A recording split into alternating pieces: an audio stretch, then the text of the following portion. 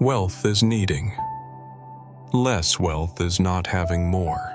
It is needing less. When desire becomes small enough to fit inside life, financial safety is no longer a dream. It becomes a real state of being. Never before have people spent so much energy trying to earn money, yet so little time understanding what money truly is.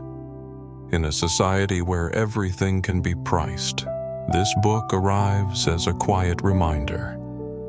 Wealth is not luck. It is structure.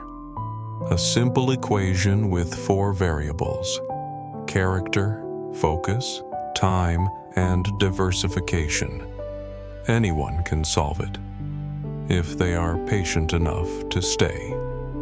This book does not teach how to double your account. It teaches how to double your freedom. Because financial safety is not about beating the market.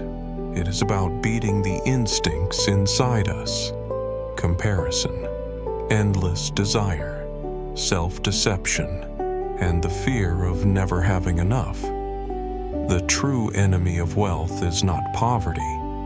It is confusion. So what makes someone truly wealthy? Is it the number in a bank account? Or the ability to fall asleep without being haunted by tomorrow? Perhaps in our effort to gain more, we have lost the meaning of enough. If wealth is a form of freedom, can freedom be reduced to a formula? Each page of this book invites reflection, not about money, but about how we define happiness, discipline, and time. In a world obsessed with speed, the greatest lesson may be knowing when to slow down and let time work for us, instead of exhausting ourselves trying to outrun it. Before we begin this review, I encourage you to read the book yourself. Only then will these ideas fully reveal their weight. And now, let us begin. Desire, discipline, and habit. When I was younger, I believed hunger was a sign of greatness. I was always running, always pushing, always afraid that if I stopped for one day, the world would leave me behind. That hunger became my fuel. But fuel without limits can burn the person who carries the fire. Discipline is not the absence of desire. It is understanding desire well enough to control it. Human beings carry an ancient code, the code of the hunter, always wanting more, always fearing lack. Modern society does not calm this instinct. It amplifies it. Every advertisement is a needle injecting illusion. The illusion that fulfillment can be purchased. What I had to relearn was how to look at desire without becoming its servant. This does not come from knowledge. It comes from disciplined action. People are not what they think. They are what they repeat. You cannot call yourself focused if every morning you surrender to your phone. You cannot call yourself simple if you still seek the approval of others. Identity is rewritten daily through habit. In my early years, there was no app to track behavior, no reminder to live better, only paper, only a pen, and many failed days. I wrote a blog every Thursday night. I never missed one for 10 years. Not because I was strong, but because I knew if I missed once, missing twice would become easy. Habit is the spine of character. Every time you keep a promise to yourself, that spine grows stronger. Ancient philosophers lived with scarcity. They had no social media, yet they understood the danger of comparison. They chose to live slowly, to live with less, to observe desire when it appeared. They knew abundance could create a more subtle hunger than poverty. A person rich in possessions but poor in restraint will drown, just like someone with little money and endless craving. I once believed speed was power. Now I understand. Slowness is the highest form of control. When you move slowly, you can see where you are going. When you move fast, the road becomes a blur. Slowness is not laziness. It is choosing actions that are not driven by panic or envy. So I began to set limits. I stopped buying things to prove something. I stopped reacting to what did not matter. I refused to let a day pass without reading, without writing, without thinking. Discipline does not make a person rigid. It makes them free. Because when desire no longer controls you, you can finally act from true intention, career, skill, and capability. There was a time when I believed working harder meant becoming better. I believed effort alone would protect me. But effort without direction only creates exhaustion. Many people spend their lives confusing work with progress. They work long hours. They stay busy, yet they move nowhere. Skill is not effort. Skill is effort, guided by feedback. The world does not reward how hard you try. It rewards how useful you become. This is uncomfortable to accept, because usefulness can be measured, and measurement removes illusion. People often ask, should I follow my passion? The truth is, passion is not a compass. It is fire. If controlled, it warms you. If not, it burns everything. Most passions exist in crowded markets. When supply is high, passion becomes cheap. People work for free. They wait for recognition. Years pass. Nothing changes. I once met a young man who dreamed of becoming an actor. He spent his youth auditioning, working part-time jobs, believing someone would discover him. 10 years passed. No discovery came. Another friend chose a field he did not love. Logistics. He studied the process, learned the system, became reliable. Later, he built his own company. When asked if he loved his work, he said, "I am good at it, and being good creates its own satisfaction." This is the hidden truth. Passion often comes after competence, not before action.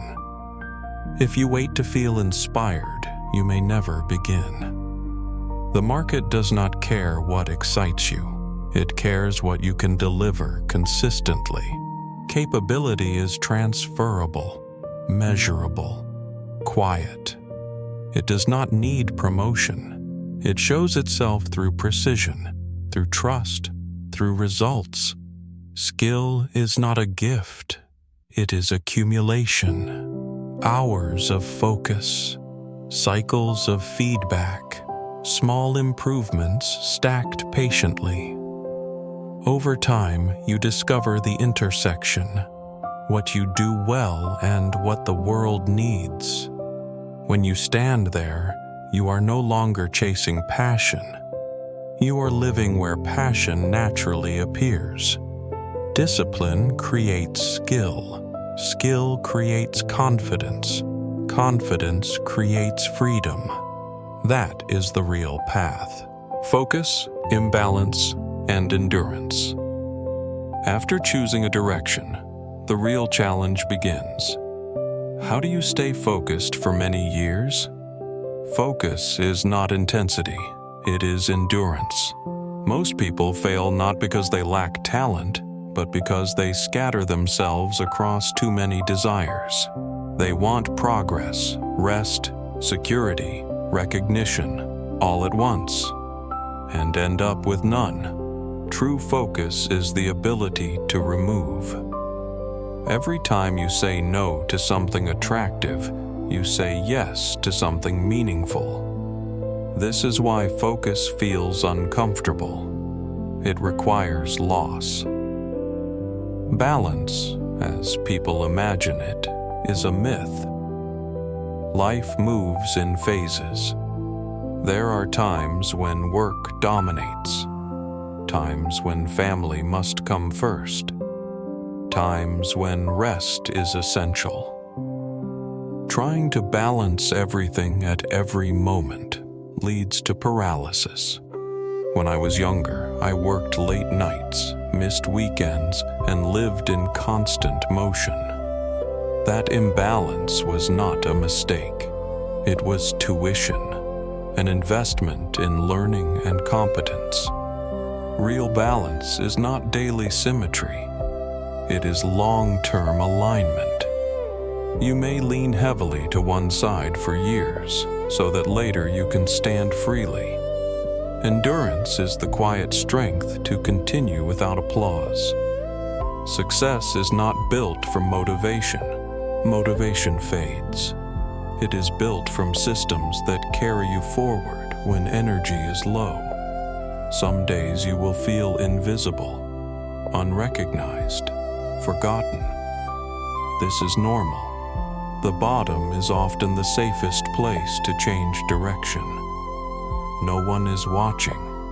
You can experiment, adjust, begin again. Be loyal to people, not to structures. Institutions change. People remember. Opportunities are reborn through relationships. Collect small wins, short projects, clear results. They keep momentum alive. And learn to stop. Stopping is not quitting. It is choosing to protect time and mind. Focus is not narrowing life. It is respecting your limited energy. When you give that energy to what matters most, everything else becomes simpler. Time and compound growth. People talk about money and luck, but the force that decides everything is silent. Time. Time does not hurry. It does not argue. It always wins. Those who learn to work with time enter a different world, where money becomes a consequence, not a pursuit. When I was young, I believed time was endless. I worked without rest. Then I wasted days without care. I thought energy could repair any mistake.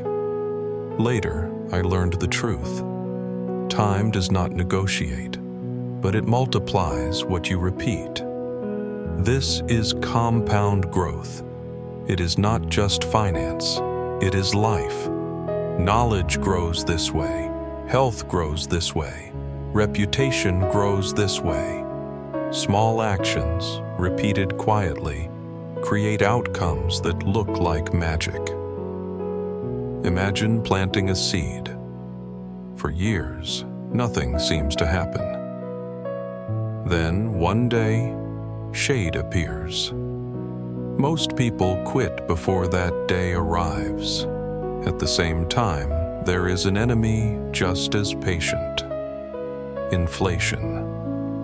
It slowly erodes what you build. Many people earn more each year, yet grow poorer because they do not protect what they keep. True return is not what you gain, but what remains after time takes its share. The same is true in life. Time reveals reality. It removes illusion. Connections fade. Only real relationships stay. The most dangerous belief is thinking you still have time. That belief delays action until opportunity disappears. The perfect moment comes only after you begin. Time rewards discipline and punishes impulse. It favors those who start early and wait patiently. Those who understand this do not rush. They move steadily every day. Planning, fear, and preparation. Every plan will be wrong, but having no plan is guaranteed failure. Planning is not about predicting the future. It is about reducing damage when uncertainty arrives. Crises never announce themselves. They come as job loss, illness, economic collapse, unexpected change. For those unprepared, one shock can break everything. For those prepared, it only slows them down. I once believed planning was pessimistic. Now I understand. It is respect for reality. You cannot control the future, but you can control how exposed you are. Preparation is not only money, it is health, it is skill, it is relationships, assets that do not disappear when markets fall. True wealth is the ability to lose money without losing stability. Fear is not the enemy. Unprepared fear is. When you turn fear into preparation, it becomes clarity. Think of yourself 10 years from now. Will that person thank you for what you do today? Or curse your hesitation? Live as if you owe your future self an apology. And only discipline today can erase that debt. Risk and diversification. Every reward contains risk. They cannot be separated. In finance, higher return always demands uncertainty. Yet, most people want gain without discomfort. Markets do not care about confidence. They follow probability. There are two attitudes. Believe you can predict or accept you cannot. Prediction relies on ego. Acceptance relies on structure. Diversification is not cowardice. It is organized humility. One thin thread breaks easily. Many threads woven together stop impact. Diversification does not prevent loss. It prevents destruction. You may not win spectacularly, but you remain standing when others disappear. The market rewards not those who are right, but those who survive longest. Diversification is not only financial, it is emotional, it is identity-based. Never attach your entire worth to one job, one role, one outcome. Spread your sources of meaning. That is real security. The Algebra of Wealth. This was never a book about money. It was about how to live in a world where everything has a price. Wealth is not having more. It is needing less. The real equation is simple. Character times focus times time times diversification divided by illusion. The result is not a bank account. It is peace of mind. Money is a tool. Time is the truth. Discipline is the bridge. Ask yourself, if everything you own disappeared tomorrow, what would remain? Skill, calm, relationships, or panic? You do not need perfect knowledge. You only need direction. Do not wait until you feel ready. Readiness comes after action. Spend less. Think longer. Move slower. Let time work for you. Because time does not belong to anyone, but it always sides with those who respect it. And that is the quiet power behind real wealth.